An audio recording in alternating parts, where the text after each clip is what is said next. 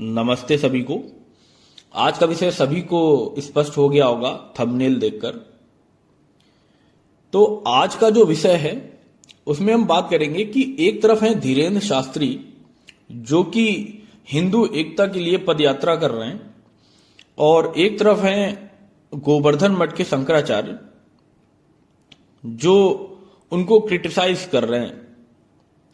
अब बात यह आ जाती है कि इनमें से कौन सही है और कौन गलत।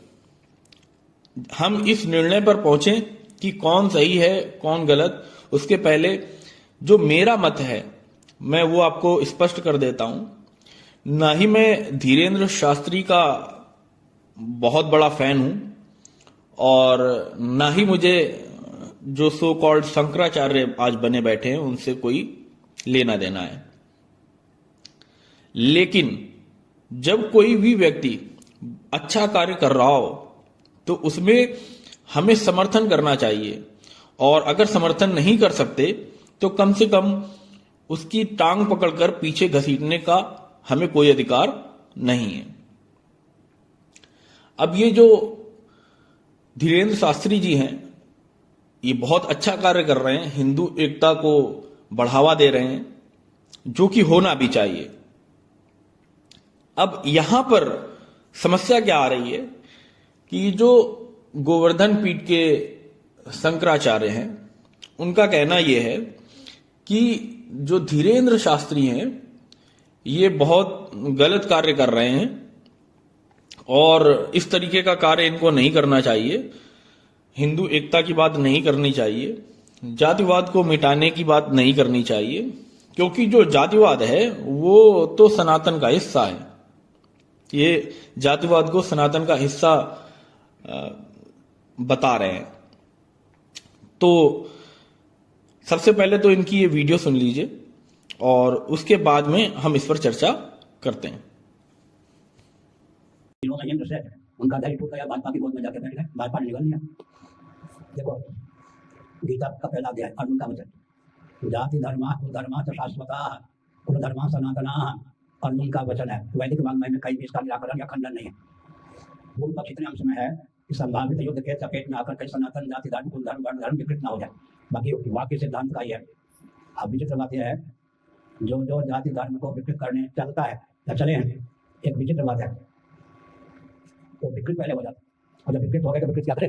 जो जो जाति धर्म को धर्म सनातन वैदादि सब संबंध है उनको विलुप्त करने का विचार बनाता है, पहले विलुप्त हो जाता है। तो विकृत हो गया तो विकृत क्या करेगा, पहले विकृत हो गया, विलुप्त क्या स्वयं विलुप्त हो गया तो विकृत क्या करेगा। इसलिए जाति धर्म को मिटाने का प्रयास करना, अदूरदर्शिता पागलपन, भाजपा कांग्रेस की गोद में बैठकर उनके उच्छिष्ट का भोजन करना। दूसरी बात है, तो यहां पर आपने देखा किसी ये जो शंकराचार्य हैं ये क्या बात कर रहे हैं।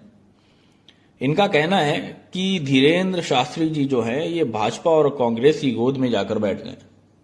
अच्छा, हमें इससे कोई समस्या नहीं है और हमें इससे कोई लेना देना भी नहीं। समस्या कहां आती है? समस्या आती है जब ये गीता के प्रथम अध्याय के 40वें श्लोक को कोट करते हुए बोलते हैं कुल धर्मा सनातना, जात धर्मा सनातना, वहां पे जात शब्द जोड़ते हैं।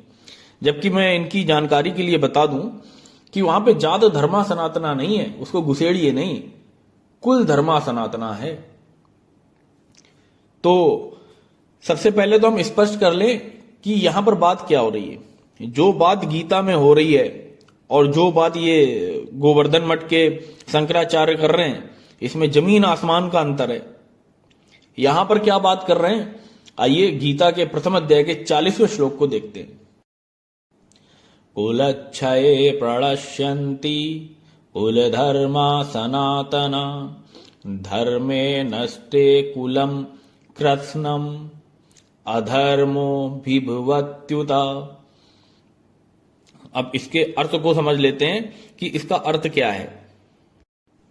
तो यहां अर्जुन बोल रहे हैं जब कुल का नाश हो जाता है तब इसकी कुल परंपराएं भी नष्ट हो जाती हैं और कुल के शेष परिवार अधर्म में प्रवृत्त होने लगते हैं। अब यहां पर कुल की बात हो रही कि जब कुल का नाश हो जाता है, किसी कुल के बूढ़े बुजुर्ग वृद्ध लोग खत्म हो जाते हैं, तब उसकी जो परंपराएं होती हैं, उस कुल की परंपराएं जो होती हैं वो नष्ट हो जाती हैं और कुल की जो परंपराएं हैं उनके नष्ट हो जाने पर कुल के शेष परिवार, जो भी उस कुल के परिवार हैं, वो अधर्म में प्रवृत्त हो जाते हैं। अच्छा, क्यों हो जाते हैं उसके लिए आइए व्याख्या देख लेते हैं इसकी, कि यहां पर क्या बोला जा रहा है। कुलों की पुरातन परंपराओं और नित्य मान्य प्रथाओं के अनुसार कुल के वयोवृद्ध लोग उच्च मूल्यों और आदर्शों को अगली पीढ़ी के कल्याण हेतु उन्हें हस्तांतरित करते हैं। मतलब जो शिक्षाएं हमको मिलती हैं वो हमें अपने जो बड़े बुजुर्ग होते हैं उनसे मिलती हैं।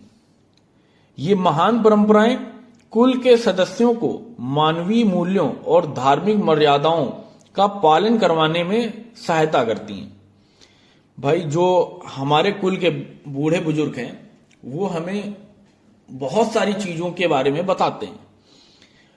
मर्यादा क्या है, हमारे कुल का धर्म क्या है, किस प्रकार कार्य करना चाहिए, किस प्रकार कार्य नहीं करना चाहिए। ये सभी चीजें जो बड़े बुजुर्ग होते हैं वो अपने से छोटों को बताते हैं। लेकिन यदि कुल के वयोवृद्धों की समय से पूर्व मृत्यु हो जाती है, तब भावी पीढ़ियां कुल के वयोवृद्धों के मार्गदर्शन और शिक्षण से वंचित हो जाती हैं। अर्जुन के कहने का तात्पर्य यह है कि जब कुलों का विनाश हो जाता है तब उसकी महान परंपराएं भी उसके साथ समाप्त हो जाती हैं और कुल के शेष सदस्यों में अधर्म और व्यभिचार की प्रवृत्ति बढ़ती है, जिससे वे अपनी आध्यात्मिक उन्नति का अवसर खो देते हैं।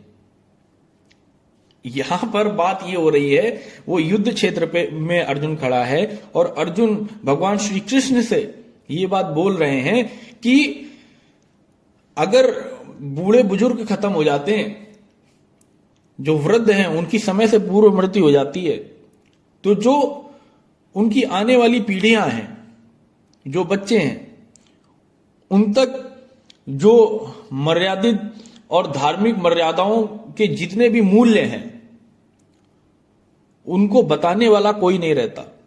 और जब जो किसी भी कुल के, किसी भी परिवार के जो नए बच्चे होते हैं और उनको धार्मिक शिक्षाएं नहीं दी जाती, उनको मर्यादाओं के विषय में बताया नहीं जाता, तो वो अधर्म में प्रवृत्त हो जाते हैं। यहां पर बात क्या हो रही है और जो शंकराचार्य हैं वो यहां पर क्या बात घुसाने का प्रयास कर रहे हैं, ये आप लोगों को अब स्पष्ट हो गया होगा।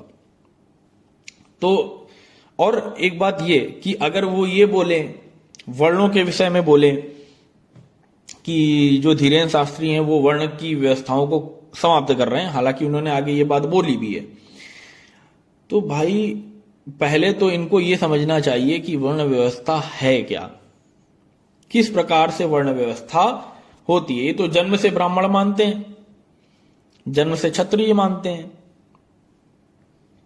मतलब अगर ब्राह्मण कुल में जन्म हुआ है तो ब्राह्मण। आपकी जो सोच है, आपके जो विचार हैं, आपकी जो शिक्षा है, उससे कोई लेना देना नहीं। जबकि जो वर्ण व्यवस्था है वो ये बोलती है कि आप किसी भी कुल में पैदा हुए हो, आपका जन्म किसी भी कुल में हुआ हो, लेकिन अगर आप ब्राह्मण वर्ण की शिक्षा दीक्षा को ग्रहण करते हैं तो आप ब्राह्मण वर्ण को प्राप्त कर सकते हैं, ब्राह्मण वर्ण को ग्रहण कर सकते हैं। अगर आपकी शिक्षा आप क्षत्रिय वर्ण के हिसाब से होती है या आपको क्षत्रिय वर्ण पसंद है, तो फिर आप उस तरीके की शिक्षा दीक्षा ग्रहण करें और क्षत्रिय वर्ण को प्राप्त कर सकते हैं आप। इस पर पूरी वीडियो है, पहले मैं बना चुका हूं, तो उस बात पर दोबारा नहीं आना चाहूंगा क्योंकि ऑलरेडी 2 वीडियोस मैंने इस बात पर बनाई हैं। तो मुझे लगता है कि ये जो विषय है ये स्पष्ट हो गया होगा। अब आप लोग निर्णय करें कि कौन सही है, धीरेन्द्र शास्त्री सही हैं या फिर ये जो शंकराचार्य बने बैठे हैं ये सही है। निर्णय आप पर मैं छोड़ता हूं। तो मिलते हैं आपसे किसी दूसरे वीडियो में, किसी दूसरे नए टॉपिक के साथ में। तब तक के लिए नमस्ते, जय श्री राम।